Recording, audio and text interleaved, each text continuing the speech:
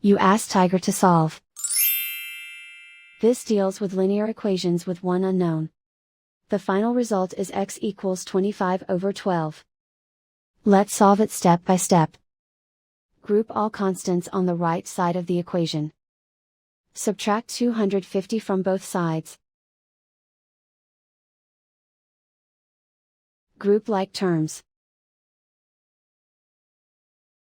Simplify the arithmetic.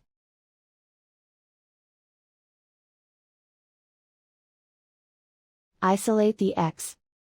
Divide both sides by -120. Cancel out the negatives. Simplify the fraction. Cancel out the negatives. Find the greatest common factor of the numerator and denominator.